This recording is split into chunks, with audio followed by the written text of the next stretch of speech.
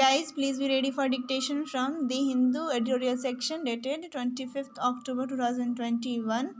The topic is No Change on Pakistan and Terror Financing.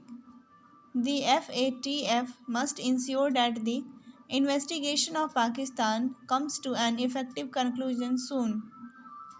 Ready?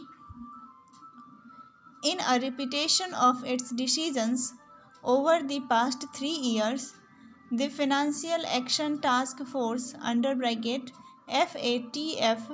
said that members of the 39-member grouping voted to retain Pakistan on its grey list of jurisdictions under increased monitoring. The FATF, which evaluates countries on efforts to check terror financing and money laundering, also placed Turkey on the grey list and cleared Mauritius from it.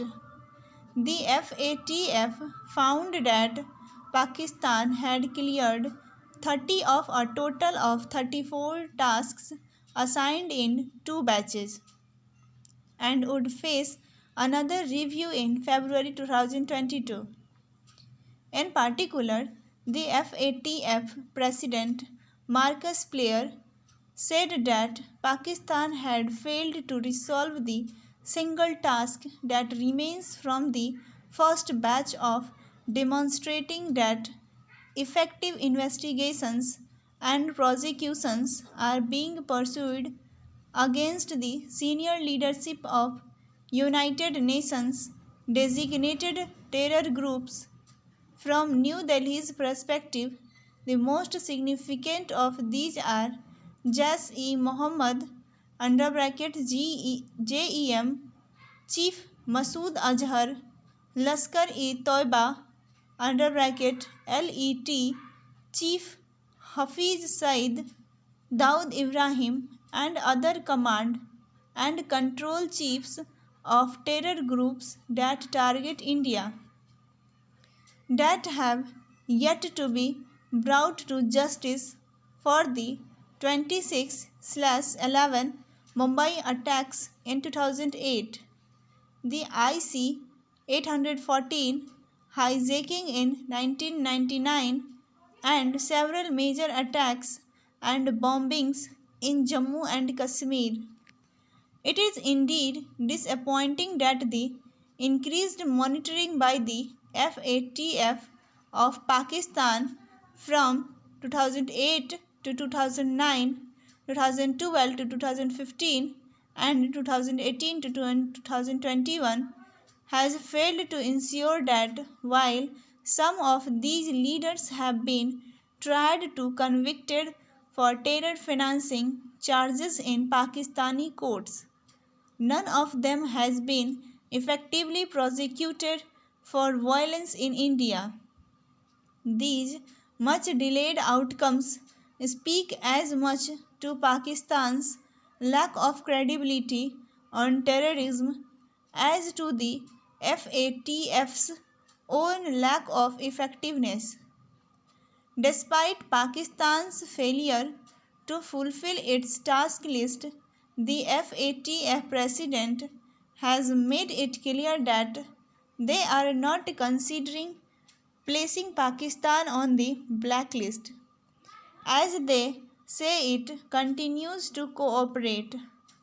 On the other hand, the FATF has also said that it will not remove Pakistan from the grey list, despite the country completing 26/27 of the original tasks it was assigned. The actions open the world body to accusations of politicizing the process, both from those who would like to see tough action from non-compliance by Pakistan and from Pakistan itself, which has accused India of turning the technical process into a political one by targeting Pakistan.